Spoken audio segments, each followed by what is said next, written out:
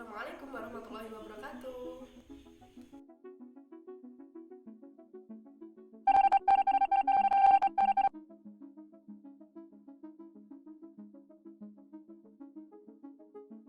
Sesuai yang ada di judul tadi, di sini saya akan menjelaskan tentang strategi pembelajaran berbasis masalah. Sesuai dengan namanya, SPBM atau strategi pembelajaran berbasis masalah adalah pembelajaran yang lebih menitik beratkan pada penyelesaian masalah. Dalam penerapan strategi ini, guru memberikan stimulus kepada peserta didik dengan mengangkat suatu permasalahan yang nantinya dijadikan sebagai topik masalah yang akan dikaji secara bersama-sama. Sehingga dari hal itu peserta didik diberikan kesempatan untuk menentukan topik pembahasan, walaupun pada dasarnya guru telah menentukan apa yang akan dibahas.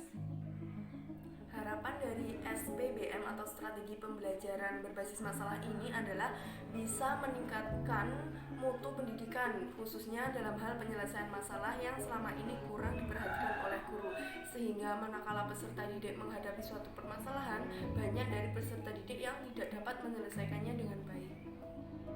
Selanjutnya yaitu karakteristik dari strategi pembelajaran berbasis masalah. Yang pertama, rangkaian kegiatan atau rangkaian aktivitas pembelajaran. Dalam implementasi SPBM ada sejumlah kegiatan yang harus dilakukan peserta didik. SPBM tidak mengharapkan peserta didik hanya sekedar mendengar, mencatat, kemudian menghafal materi saja, akan tetapi melalui SPBM peserta didik akan berpikir, berkomunikasi, mencari dan mengolah data, akhirnya menyimpulkan. Karakteristik yang kedua yaitu aktivitas pembelajaran diarahkan untuk bisa menyelesaikan masalah. SPBM atau strategi pembelajaran berbasis masalah menitik beratkan masalah sebagai kata kunci dari proses pembelajaran. Artinya, tanpa masalah maka tidak mungkin ada proses pembelajaran. Karakteristik yang ketiga yaitu pemecahan masalah dilakukan dengan menggunakan pendekatan berpikir secara ilmiah.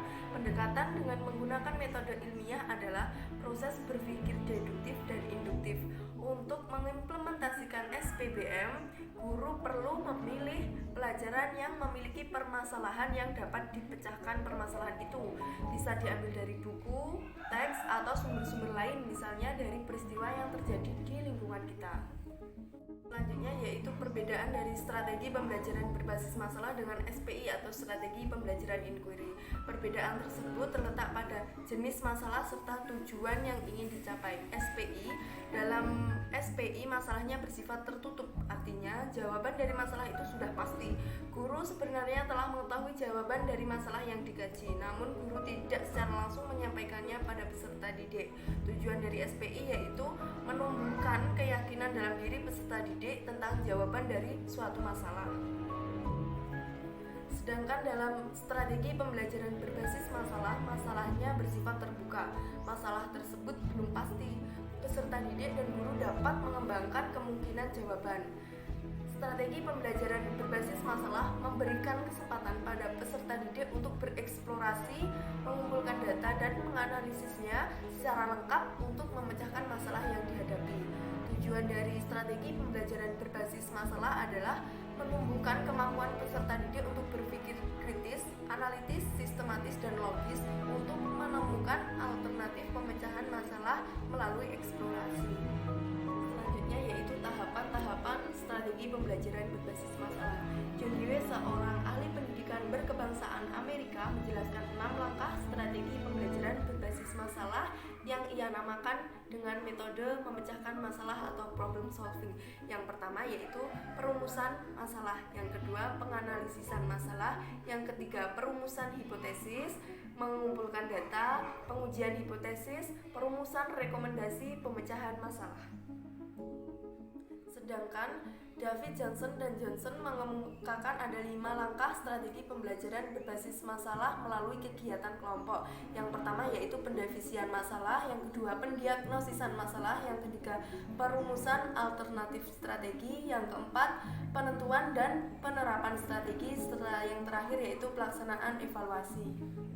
Selanjutnya yaitu kelebihan dari strategi pembelajaran berbasis masalah. Yang pertama yaitu pemecahan masalah merupakan teknik yang cukup bagus untuk lebih memahami isi pelajaran. Yang kedua, pemecahan masalah dapat menantang kemampuan peserta didik untuk memberikan kepuasan menemukan pengetahuan baru bagi siswa. Yang ketiga yaitu pemecahan masalah dianggap lebih menyenangkan dan disukai peserta didik. Yang keempat, pemecahan masalah dapat memberikan kesempatan pada peserta didik untuk secara terus-menerus belajar sekalipun belajar pada pendidikan formal sudah berakhir. Selanjutnya yaitu kelemahan dari strategi pembelajaran berbasis masalah. Selain memiliki kelebihan, strategi pembelajaran berbasis masalah juga memiliki kekurangan. Diantaranya yang pertama yaitu manakala peserta didik tidak memiliki minat atau tidak mempunyai kepercayaan bahwa masalah yang dipelajari sulit untuk dipecahkan, maka mereka akan merasa enggan untuk mencoba. Yang kedua, keberhasilan strategi pembelajaran melalui problem solving membutuhkan cukup waktu untuk persiapan. Yang ketiga, tanpa pemahaman pemecahan masalah yang sedang dipelajari, mereka tidak akan belajar yang mereka ingin pelajari. Demikian yang dapat saya sampaikan sedikit materi tentang strategi pembelajaran berbasis masalah.